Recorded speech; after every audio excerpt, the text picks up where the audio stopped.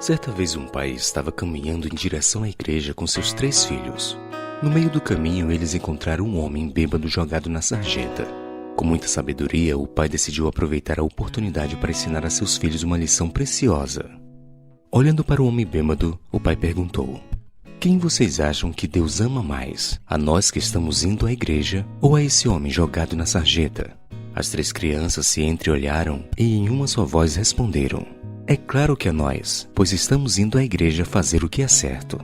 Triste com a resposta dos filhos, o pai, olhando-os nos olhos, lhes fez outra pergunta: "Meninos, quando vocês fazem coisas erradas, vocês gostariam que eu deixasse de amar vocês ou continuasse amando?" As crianças rapidamente responderam: "Nós queremos que o Senhor continue nos amando, pai." O pai então completou: "Filhos, Deus, o nosso Pai Celestial, não deixa de nos amar quando agimos errado. Ele fica triste, mas nunca vira as costas para nós." Que lição preciosa ensinada naquele dia! Aquele pai sabiamente ilustrou a grande mensagem do Evangelho contida na Bíblia. O amor de Deus não nos abandona quando estamos na sarjeta do pecado.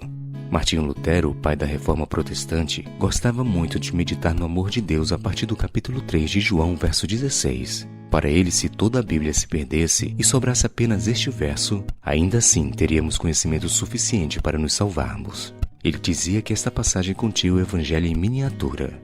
O texto encontra-se no contexto do diálogo de Jesus com Nicodemos, para o qual ele declarou: "Porque Deus amou o mundo de tal maneira que deu o seu Filho unigênito para que todo aquele que nele crê não pereça, mas tenha vida eterna." Muitos teólogos consideram este o maior verso da Bíblia. Veja os detalhes. Porque a maior explicação: Deus, o maior ser, amou o maior sentimento, ao mundo, a maior extensão, que deu seu Filho unigênito, o maior presente, para que todo aquele que nele crer, a maior extensão, não pereça, a maior punição, mas tenha a vida eterna, a maior recompensa.